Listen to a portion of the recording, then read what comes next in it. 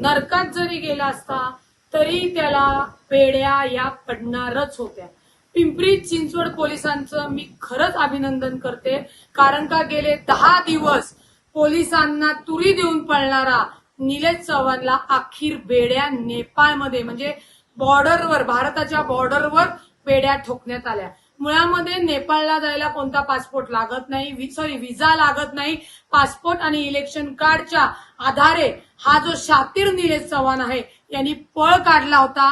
परंतु मी या आधीही सांगितलं होतं, राज्याचे मुख्यमंत्री आणि पालकमंत्री अजितदादा यांनी सांगितलेलं, हगवणे कुटुंबाला कोणताही राजकीय पाठबळ नाही, कोणालाही सोडणार नाही. अजितदादांनी 3च्या इथे 6 पथकं केली. पहिल्यांदा राजेंद्र हगवणे आणि सुशील हगवण्याच्या बेड्या घातल्या आणि त्याच्यानंतर या निलेश हगवणेला सुद्धा त्याच्यावर गुन्हा दाखल झाल्यानंतर नेपाळमध्ये अटक करण्यात आली.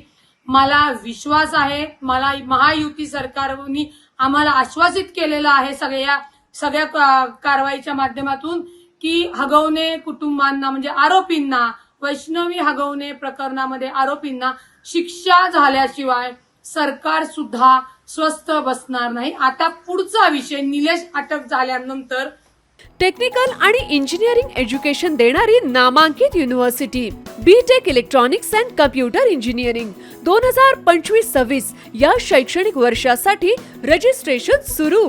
पात्रता गणित विषयासहित इयत्ता 12वी उत्तीर्ण.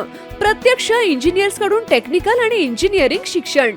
जागतिक प्रकल्पांचा अभ्यास, ग्लोबल करिअर घडवण्याची संधी अशा वैशिष्ट्यांनी सुसज्ज अजिंक्य DY Patil university, the innovation university. संपर्क 83 29 14 26 65.